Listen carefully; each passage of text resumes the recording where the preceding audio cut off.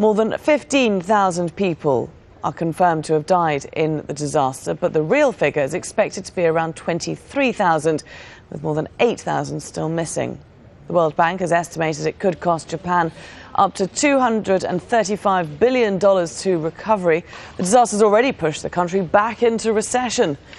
Damage to the Fukushima Daiichi plant triggered the worst nuclear disaster in 25 years, but aid money has been slow to reach victims. The Ministry of Labour says only 15% of the $3.1 billion collected by aid organisations has been distributed.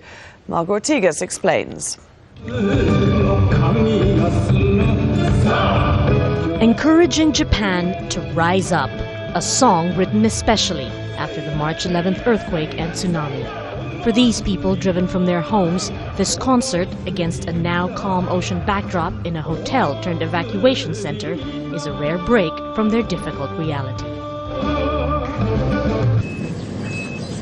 Outside, work continues to clear the reminders of everything they've lost. It's a scene replicated across now identical towns along Japan's northeast coast. Among the rubble, a spot to pray for thousands of loved ones now gone, and a blessing for new beginnings. The heavy burden of rebuilding is felt by many across the nation. I am doing this for Japan and for the people in the affected areas to be able to get back their normal lives as soon as possible.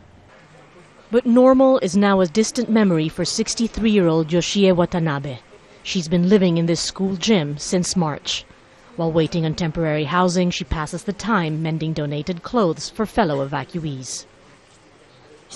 They say, keep it up and keep on going, but we don't know how much more we can hang in there.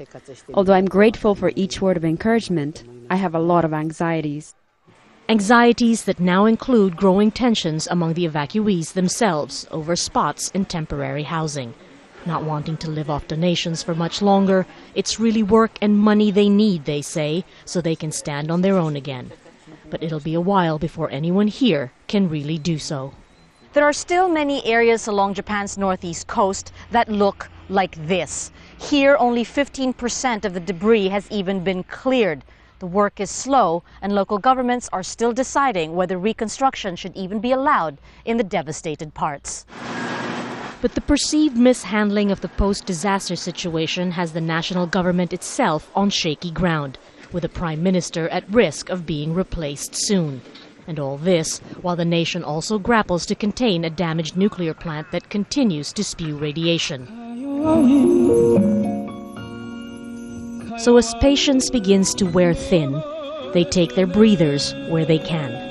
It's a struggle keeping hopes up in the face of the immense task ahead. Marga Ortigas, Al Jazeera, Tohoku Region, Japan.